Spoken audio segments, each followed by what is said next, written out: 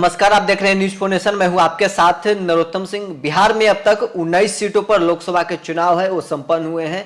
4 चरणों के चुनाव के बाद 19 सीट थे, वहां पर अब तक वोटिंग हो चुके हैं, लेकिन अभी 21 सीट हैं जो बचे हुए हैं। क्या इन 21 सीटों पर तेजस्वी यादव की आंधी चलेगी? जिस प्रकार से तेजस्वी यादव लगातार प्रचार कर रहे हैं, लगातार अपने वोटरों के पक्ष में, अपने जो गठबंधन के और जो कैंडिडेट हैं कांग्रेस पार्टी या जो लेफ्ट के जो प्रत्याशी हैं उनके पक्ष में माहौल तैयार कर रहे हैं। क्या तेजस्वी यादव अब बचे 21 सीटों पर बीजेपी और एनडीए के जो कैंडिडेट हैं उन पर हावी हो जाएंगे? इन विषयों पर चर्चा करने के लिए हमारे साथ वरिष्ठ पत्रकार रवि उपाध्याय सर हैं। सर, 19 सीटों पर अब तक चुनाव हो चुके हैं, 21 सीट अभी बचे हुए हैं 3 चरणों में। क्या तेजस्वी यादव इन 21 सीटों पर उनकी आंधी चलेगी? देखिए, निश्चित रूप से 21 सीट जो है तेजस्वी यादव की तरफ से अथक प्रयास किया जा रहा है और वह पूरी ताकत उन्होंने झोंक रखी है, क्योंकि इस बार तेजस्वी का ही समझिए एक तरह से लिटमस टेस्ट होगा। इसलिए लिटमस टेस्ट होगा क्योंकि लालू प्रसाद यादव कहीं प्रचार के लिए नहीं, सिर्फ वह एकमात्र अपनी छोटी बिटिया रोहिणी आचार्य के लिए सारण में एकदम कैंप कर दिया है राजीव प्रताप रूडी के खिलाफ।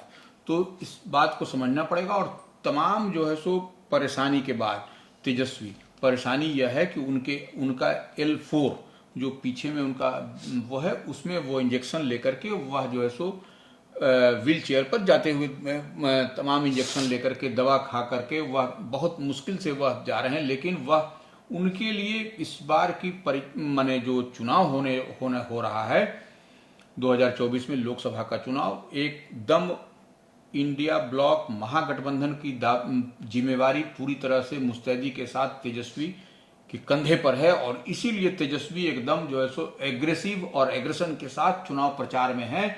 और तेजस्वी के साथ में सबसे बड़ी बात है कि वह जो सो नौकरी का जो एजेंडा उन्होंने सेट कर रखा है, वह जनता में कहीं न कहीं अपील कर रहा है। लोग, युवा उनके तरफ अट्रैक्ट हो रहे हैं, युवा उनके तरफ जुड़ते नजर आ रहे हैं। यह एक बड़ा, इससे और ज्यादा उत्साहित हैं तेजस्वी कह रहे हैं और आरजेडी कह रही है कि जो है सो क्या भाई, तेजस्वी का मतलब नौकरी, नौकरी का मतलब तेजस्वी। एकदम एक लाइन में, एक शब्द में पूरी तरह से क्लियर कर दिया है उन्होंने। तो अब तक जो फेज का चुनाव बचा हुआ है, 3 चरण का जो है, तो वो निश्चित रूप से आपको कहीं ना कहीं आपको तेजस्वी इसमें पूरी ताकत, आप देख लीजिए कितनी सभाएं वह कर रहे हैं। और किसके साथ? सन ऑफ मल्ला मुकेश सहनी के साथ में आप देखिए कि क्या किस तरह से जोड़ी बना करके, बड़े भाई और छोटे भाई की जोड़ी बन करके, राम लक्ष्मण की जोड़ी बन करके वो पूरे बिहार में चुनावी प्रचार सभा को संबोधित कर रहे हैं। और अपार भीड़ युवाओं की उनके साथ में है। 3 चरणों के अभी चुनाव बाकी हैं। हम एक एक करके प्रत्येक चरणों का चर्चा करेंगे। सबसे पहले अब दर्शकों के लिए बता दें, जो अब आने वाले जो चरण है उनमें हाजीपुर सीट है जहां चिराग पासवान है, हॉट सीट एक बना हुआ है। रामविलास पासवान की विरासत बचाने की हाजीपुर सीट पर लड़ाई है। तो दूसरी तरफ सारण है जहां वहां भी विरासत बचाने की लड़ाई है। लालू प्रसाद यादव की बेटी रोहिणी आचार्य है एक, तो दूसरी तरफ राजीव प्रताप रूडी हैं। फिर मुजफ्फरपुर है, मुजफ्फरपुर का सीन है जो बिल्कुल बदला सा है। जो पिछले दफा महागठबंधन के प्रत्याशी थे, इस बार एनडीए के प्रत्याशी हो गए हैं। तो जो एनडीए के प्रत्याशी थे वो महागठबंधन के प्रत्याशी हो गए हैं। सीतामढ़ी है और मधुबनी का सीट है। इन 5 सीटों पर 20 मई को चुनाव होंगे। सर, हाजीपुर और सारण 2 सीट के हम चर्चा करेंगे जहां विरासत बचाने की लड़ाई हो रही है। देखिए, हाजीपुर में निश्चित रूप से आपको चिराग पासवान अपने पिता रामविलास पासवान की लिगेसी, जो उनकी विरासत है, उस पे ही वह खेल रहे हैं। उनके विपक्ष में शिवचंद्र राम आरजेडी के कैंडिडेट हैं। बिल्कुल। तो देखिए, वहां पर चिराग पासवान को लोग रामविलास पासवान के पुत्र हैं, इस बात को पूरा देश और प्रदेश जानता है इस बात को। तो ऐसे में शिवचंद्र राम ठीक है, एड़ी चोटी का जोर लगाए हुए हैं, तेजस्वी भी जोर लगाए हुए हैं, लेकिन वहां पर आपको लड़ाई वहां पर नजर नहीं आ रही है। इस बात को आप कहीं पर भी कितना भी किसी तरह का थर्मामीटर लगा के आप वहां पर लिखिए, वहां पर चिराग पासवान का जो सिचुएशन है, जो दिखाई पड़ता है, वह एकदम कंफर्टेबल वहां पर है चिराग पासवान। ठीक है, शिवचंद्र राम हैं वहां लड़ाई में हैं, वो दे रहे हैं, लेकिन और तेजस्वी और मुकेश सहनी भी वहां पर लड़ाई दे रहे हैं, लेकिन वहाँ पर चिराग पासवान वहाँ पर आपको सुचंद्र राम से आगे निकलते हुए दिखाई पड़ रहे हैं। यह जो है सो इसमें कहीं कोई दो मत नहीं। अब रही बात सारण की, तो सारण में देखिए राजीव प्रताप रूडी और रोहिणी आचार्य लालू प्रसाद यादव की बिटिया के बीच लड़ाई है वहाँ पर देखिए वहाँ पर क्या हो रहा है। वहाँ पर सारण में हम कई दफ़ा और कई अवसरों पर इस बात को बोल चुके हैं, सारण में एकदम स्पष्ट जो परिवारवाद को समाप्त करने के लिए वहाँ की जनता इस बार ठान, जो न्यूज़ फॉर नेशन का रिपोर्ट है उसके हिसाब से वही दिखाई पड़ रहा है कि वहाँ पर परिवारवाद से लड़ाई है। कि वहाँ पर देखिए इससे पहले 2014 में देखिए क्या हुआ। 2014 में वहाँ पर राबड़ी देवी पूर्व मुख्यमंत्री जो लालू प्रसाद यादव की पत्नी थी, वह राजीव प्रताप रूडी से लड़ी और उनको मात खानी पड़ी। उसके बाद से उनके समधी आपको चंद्रिका राय लड़े 2019 में, वह भी राजीव प्रताप 1.5 लाख वोटों से उन्हें राजीव प्रताप रूडी ने शिकस्त दे दी। हाँ वही कह रहे हैं। तो वह देखिए वो जनता इस बार एकदम मन बना चुकी है कि हमको विकास देखना है, विकास के लिए लड़ना है, और राजीव प्रताप रूडी जीतते हैं तो वह जो है सो केंद्र में मंत्री बनेंगे। इसमें भी कहीं कोई दो मत नहीं है मोदी कैबिनेट में। तो यह इस बात को लेकर के सारण की जनता कोई झोल झाल इधर उधर करने नहीं जा रही है, एकदम स्पष्ट दिखाई पड़ रहा है। और राजीव प्रताप रूडी का एज दिखाई पड़ रहा है कि वह एज में है अभी तक की दौड़ में। राजीव प्रताप रूडी पहले भी राबड़ी देवी को 2014 में 40,000 वोटों से हरा चुके हैं। वही हम बोले कि 2014 में राबड़ी देवी को हराया, 2019 में उनके समधी लालू प्रसाद यादव के चंद्रिका राय को, जो दरोगा प्रसाद राय जो एक्स चीफ मिनिस्टर बिहार थे, उनके पुत्र को हराया जो उनके समधी थे लालू प्रसाद यादव के। तो ऐसे में वही हम बोल रहे हैं कि परिवारवाद से मुक्ति चाहती है लोग, वहां की सारण की जनता। तो इस बार राजीव प्रताप रूडी का जो है सो एज वहां पर दिखाई पड़ा और धुआंधार जो है सो एनडीए के पक्ष में वहां पर प्रचार हो रहा है। नीतीश कुमार भी वहां जा रहे हैं, नरेंद्र मोदी भी गए, आपको राजनाथ सिंह भी गए, योगी आदित्यनाथ भी गए। तो अब बचा क्या वहां पर प्रचार करने के लिए। अब हम अगले चरण की, छठा चरण की बात करेंगे, जहां 25 मई को वहां वोटिंग होना है। वाल्मीकि नगर वो सीट है छठे चरण में, मोतिहारी है, बेतिया है, शिवहर, वैशाली, गोपालगंज, सिवान और महाराजगंज सीट है, जहां पर 25 मई को वोटिंग होगा। सबसे पहले मोतिहारी सीट की बात करते हैं, जहां बीजेपी के तरफ से राधा मोहन सिंह जो सिटिंग एमपी है, पूर्व केंद्रीय मंत्री, और वहां राजेश कुशवाहा वीआईपी के टिकट पर उम्मीदवार हैं। वहां एक फिर से लालू यादव जिस समीकरण को सेट करना चाहते थे, फिर से वहां कुशवाहा समाज के ही कैंडिडेट को दिया गया। निश्चित रूप से राधा मोहन सिंह दिग्गज नेता हैं, भारतीय जनता पार्टी के लगातार वह सांसद रहे और एक तरह से उनके नाम के साथ उपाधि भी जोड़ी जाती है, भीष्म पितामह कहा जाता है राधा मोहन सिंह को। और राधा मोहन सिंह और इसी तरह से विकासशील इंसान पार्टी सन ऑफ मल्ला मुकेश सहनी की पार्टी से राजेश कुशवाहा वहां उम्मीदवार बने हैं। तो राजेश कुशवाहा को बनाने के पीछे सोशल इंजीनियरिंग कुशवाहा वोट को ही डेंट करने की बात कही जा रही है। लेकिन आप इस बात को समझिए कि राधा मोहन सिंह को हराना एक कठिन चुनौती है, लेकिन वहां पर राजेश कुशवाहा एक कड़ी चुनौती देते हुए आ रहे हैं। और वहां पर देखिए वही नहीं, आप देखिएगा कि मोतिहारी में आपको राजेश कुशवाहा के लिए किस तरह से आपको तेजस्वी प्रसाद यादव और तमाम नेता वहां पर प्रचार प्रसार करते हुए नजर आ रहे हैं। तो यह एक निश्चित रूप से वहां पर कांटे की लड़ाई मोतिहारी पर आपको दिखाई पड़ रही है। अब अगली सीट की हम बात करेंगे, शिवहर सीट, जहां दो महिला के बीच में सीधे लड़ाई है। एक तरफ आरजेडी से रितु जायसवाल है, तो दूसरी तरफ लवली आनंद मोहन के धर्मपत्नी वहां से चुनाव लड़ रही है। क्या वहां के समीकरण बन रहा है? देखिए लवली आनंद के बाद रितु जायसवाल में आप वो लोग इसको झोल झाल में समझ रहे हैं कि वैसे वोट इधर जाएगा उधर जाएगा, वो सब कुछ नहीं होने जा रहा है। वहां पर आनंद मोहन भी वहां से, उनके लवली आनंद के पति भी वहां से पहले एमपी रह चुके हैं और उनके पुत्र भी जो है सो चेतन आनंद वहां से एमएलए हैं।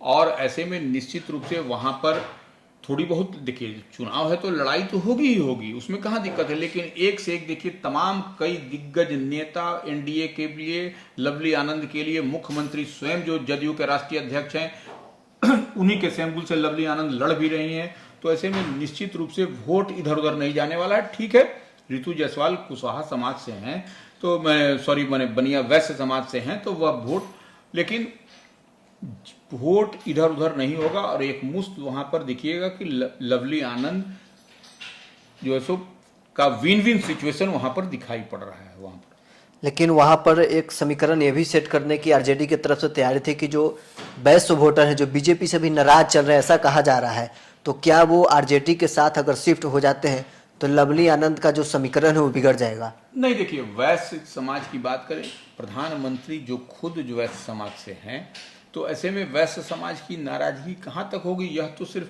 कहने वाली बात और दिखाने वाली बात है। लेकिन वैश्य समाज की नाराजगी कहीं नहीं है और पूरी मुस्तैदी के साथ भारतीय जनता पार्टी और एनडीए के पक्ष में वैश्य समाज है। इस बात को एकदम समझना पड़ेगा। कोई इस तरह से कह करके इधर उधर कर रहा है झोलझाल, वह सब कुछ नहीं होता हुआ। आपको देखिए वहां पर लवली आनंद निश्चित रूप से आपको वहां पर एज में दिखाई पड़ रही हैं, इसलिए कोई इधर उधर की बात नहीं है शिवहर सीट पर। अब अगली सीट वैशाली सीट की बात करते हैं, जहां पर लालू यादव ने एक नया प्रयोग किया है। वहां से मुन्ना शुक्ला जो भूमिहार जाति से आते हैं उनको कैंडिडेट बनाकर बीना देवी जो सिटिंग सांसद है उनको हरवाने की तैयारी कर रहे देखिए, हैं। निश्चित रूप से मुन्ना शुक्ला ने वहां पर फाइट में है, मुन्ना शुक्ला और मजबूत बीना देवी के लिए जो जेडीयू की सिटिंग एमपी हैं, मैंने एलजेपी रामविलास के, सॉरी रामविलास पासवान की पार्टी, लोक जनशक्ति पार्टी रामविलास है, उनके पति जो है सो जेडीयू में है, एमएलसी हैं। तो वह देखिए वहां पर मुन्ना शुक्ला जिस समाज से आते हैं, भूमिहार समाज का, वहां पर एक मजबूत पकड़, और कई दफे वो एमएलए भी रहे हैं मुन्ना शुक्ला, उनकी पत्नी भी एमएलए रही हैं अनु शुक्ला। तो वो निश्चित रूप से वहां पर आपको मजबूत स्थिति में मुन्ना शुक्ला दिखाई पड़ रहे हैं, इससे इनकार नहीं किया जा सकता है। और बीना देवी जो लोक जनशक्ति पार्टी रामविलास की, चिराग पासवान की पार्टी में है, वो उनको कड़ी टक्कर देते हुए दिखाई पड़ रहे हैं मुन्ना शुक्ला, इससे आप इनकार नहीं कर सकते हैं। लालू यादव 2024 का जो लोकसभा चुनाव उसमें नया नया समीकरण सेट कर रहे हैं। एक तरफ जहां कुशवाहा वोटर को कैंडिडेट बना दे रहे हैं, तो दूसरी तरफ अब वैशाली में देखा जाए भूमिहार वोट को बना दिए कैंडिडेट। क्या इसका लाभ इस बार का चुनाव में लालू यादव को वैशाली में खासकर देखा जाए तो मिल रहा है? देखिए, निश्चित रूप से वैशाली में मुन्ना शुक्ला का अपना आधार है, अपना जनाधार है। वह ठीक है, उनके पास में एक पार्टी का, महागठबंधन का, इंडिया ब्लॉक का वो सीट उनके खाते में गया, वह लड़ रहे हैं चुनाव। लेकिन मुन्ना शुक्ला के पास आधार है, अपना आधार है, और तमाम जो है सो वहाँ पर जो वह जात कास्ट का क्रीड से ऊपर उठ करके, जाति समाज से ऊपर उठ करके हमेशा सदैव मदद करते रहे, लोगों के बीच में रहते रहे हैं। इसलिए हमको नहीं लगता है कि कोई बहुत बड़ी टक्कर बीना देवी उनको दे पाएंगे वहां पर। अगले बात सिवान और महाराजगंज सीट की करेंगे, जहां सिवान से त्रिकोणीय मुकाबला दिखते हुए नजर आ रहा है। एक तरफ जो जेडीयू के कैंडिडेट हैं रमेश सिंह कुशवाहा के पत्नी है विजय लक्ष्मी, तो दूसरी तरफ हिना साहब भी मैदान में उतर गई है। बिहार विधानसभा के पूर्व अध्यक्ष अवध बिहारी चौधरी हैं सिवान सीट पर आरजेडी से कैंडिडेट। क्या वहां के क्या परिदृश्य होने वाला है? देखिए, वहां लड़ाई, सीधी लड़ाई वहां पर होगी, हिना साहब वर्सेस विजय लक्ष्मी जो जेडीयू के कैंडिडेट हैं। क्योंकि इस बात को समझना पड़ेगा, क्योंकि वहां पर हिना साहब का तो ठीक है, मोहम्मद साहबुद्दीन की पत्नी है, और विजय लक्ष्मी को जो टिकट मिला है, जो इस बार जो है सो जेडीयू ने एक वहां पर नया एक्सपेरिमेंट किया है और विजय लक्ष्मी को दिया है, तो वह कुशवाहा समाज से हैं और यह एक मैसेज भी गया है। तो वो वहां पर अवध बिहारी चौधरी ठीक है लड़ रहे हैं वहां पर, लेकिन वह ट्रेंगुलर बनाने की कवायद में है। लेकिन अभी तक का जो माहौल जो दिखाई पड़ रहा है उसमें त्रिकोणीय मुकाबला, लेकिन अंतोगत्वा जब लास्ट में जब चुनाव जब पहुंचेगा तो देखिएगा कि किस तरह से वहां पर जेडीयू की विजय लक्ष्मी जो है सो और उनके बीच और हिना साहब के बीच लड़ाई होगा, और प्रधानमंत्री का प्रोग्राम भी तय हो गया है। मतलब आरजेडी के अवध बिहारी चौधरी तीसरे नंबर पर पिछड़ जाएंगे। निश्चित रूप से देखिए, विजय लक्ष्मी के पक्ष में आप देखिए कि 21 तारीख को जो जानकारी मिल रही है प्रधानमंत्री की, वहां पर जनसभा होने जा रही है। तो यह एक बड़ी बात है, प्रधानमंत्री आएंगे और चुनाव कौन लड़ रहा है, प्रधानमंत्री के चेहरे पर ही एनडीए या भारतीय जनता पार्टी लड़ रही है चुनाव। तो नरेंद्र मोदी को ही प्रधानमंत्री बनाना है, नरेंद्र मोदी को ही हैट्रिक लगाना है। तो नरेंद्र मोदी की सभा जब सिवान में होगी तो वहां का फिजा, वहां का माहौल क्या होगा, यह समझा जा सकता है। बगल की सीट महाराजगंज की है, उसकी बात करते हैं, जहां कांग्रेस के प्रत्याशी आकाश सिंह है जो प्रदेश अध्यक्ष अखिलेश प्रसाद सिंह के पुत्र हैं, तो दूसरी तरफ सिटिंग सांसद जनार्दन सिंह सिग्रीवाल हैं। एक नया समीकरण वहां भी सेट करने का प्रयास किया गया है। नहीं, देखिए सही बात है, वहां पर आकाश सिंह प्रदेश अध्यक्ष हैं, उससे मतलब नहीं है, कांग्रेस के अखिलेश सिंह के पुत्र हैं। सबसे बड़ी बात है कि वहां पर आकाश सिंह को घेरने के लिए पूरी तरह से बात बन गई है। और देखिए वहां पर क्या है, वहां पर जिस तरह से प्रभुनाथ सिंह का दबदबा होता था, प्रभुनाथ सिंह के बेटे रणधीर सिंह वही जो है सो जेडीयू में आ गए हैं।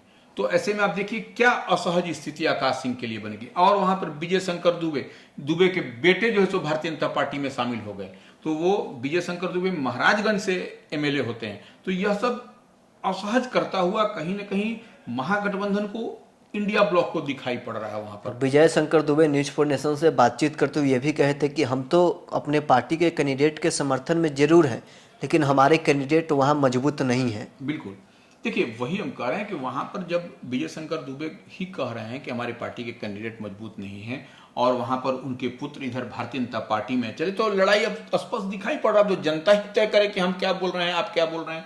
न्यूज फॉर नेशन नहीं बोल रहा है, वो जनता ही तय करे कि वहां पर क्या होने जा रहा है। जनार्दन सिंह सिग्रीवाल के खिलाफ निश्चित रूप से बहुत एंटी इनकम्बेंसी है जो भारतीय जनता पार्टी के उम्मीदवार हैं, लेकिन बावजूद इसके नरेंद्र मोदी के चेहरे पर उनको वोट मिलेगा, ये कहाँ दिक्कत है। लेकिन आकाश सिंह भी पूरी हाँ, भ्रमण कर रहे हैं क्षेत्र का, लोगों के बीच में जा रहे हैं, माहौल अपने पक्ष में बना रहे हैं। आकाश सिंह निश्चित रूप से युवा हैं, वह काम करने का मादा उनमें है, वह सब कुछ ठीक है, लेकिन सवाल है जो पॉलिटिकल, जो आप देखिएगा जो समीकरण बनता हुआ दिखाई पड़ रहा है, वही प्रभुनाथ सिंह की हम बात करें, प्रभुनाथ सिंह का वो महाराजगंज है, इस बात को समझना पड़ेगा। उनके पुत्र जो है सो रणधीर सिंह चाहते थे, कभी विजय शंकर दुबे भी चाह रहे थे कि वहां से चुनाव लड़े। तो यह सब जो चुनावी गणित नहीं साधा गया, वही परेशानी का सबब है इंडिया ब्लॉक के लिए, महागठबंधन के लिए। वहां से सीट से सिग्रीवाल, जो जनार्दन सिंह सिग्रीवाल जो सिटिंग एमपी है, उनके खिलाफ तो हम कह ही रहे हैं कि एंटी इनकम्बेंसी, उसमें दिक्कत कहाँ है, लेकिन जो समीकरण नहीं साधा गया वही जो है सो परेशानी का सबब बनता हुआ दिखाई पड़ रहा है वहां। अब हम अंतिम चरण, 7वें चरण की बात करेंगे, जहां 1 जून को वोटिंग होगा। 8 सीटें हैं अंतिम चरण के, उन सीटों पर आज हम चर्चा करेंगे। सबसे पहले पटना सीट से चर्चा करते हैं, जहां पटना की पहली सीट पटना साहिब है। रविशंकर प्रसाद को फिर से उम्मीदवार बनाया गया है। तो उधर कांग्रेस के तरफ से मीरा कुमार के बेटे हैं अंशुल अभिजीत, लेकिन रविशंकर प्रसाद के खिलाफ एंटी इनकम्बेंसी काफ़ी ज़्यादा है। क्षेत्र में जा रहे हैं, जनता वहां उनसे सवाल भी कर रही है कि आपने पिछले 5 वर्षों में क्षेत्र के जनता के लिए किया क्या है। क्या लगता है वहाँ नरेंद्र मोदी का सिर्फ नाम से वहाँ चुनाव जीता जाएगा? देखिए निश्चित रूप से रविशंकर प्रसाद के खिलाफ में नाराजगी लोगों में है, क्योंकि सरल और सुलभ वह नहीं है इस यहाँ पटना वासियों के लिए। लेकिन हम बार बार कहते हैं नरेंद्र मोदी के नाम पर वोट है। वो अंशुल अभिजीत जो मीरा कुमार के पुत्र हैं, एक्स लोकसभा स्पीकर, और जगजीवन राम के नाती हैं, पूर्व प्रधानमंत्री, नाम उनके साथ में बड़ा है, लिगेसी बड़ा है, लेकिन बावजूद इसके रविशंकर प्रसाद को इस सीट से कोई नहीं रोक सकता। हम देखिए कोई भविष्यवक्ता नहीं है, लेकिन जो दिखाई पड़ रहा है वही हम बोल रहे हैं। तमाम नाराजगी के बावजूद जनता जो है सो नरेंद्र मोदी के नाम पर रविशंकर प्रसाद को वोट दे देगी।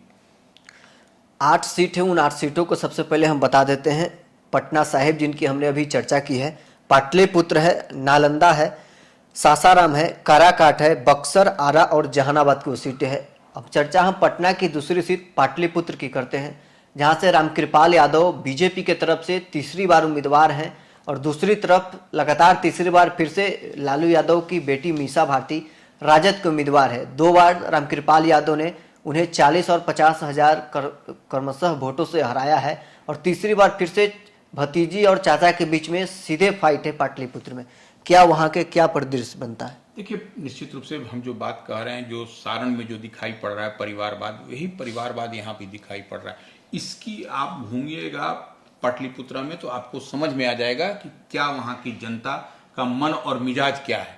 तो इस लिहाज से वहाँ पर ठीक है, मीसा भारती प्रयास में है, मजबूत प्रयास कर रही हैं, उससे भी हम इनकार नहीं कर सकते, लेकिन रामकृपाल यादव का विन विन सिचुएशन है पाटलिपुत्र सीट पर। इस बात से कोई इत्तेफाक रखे न रखे, लेकिन यह आपको दिखाई पड़ रहा है।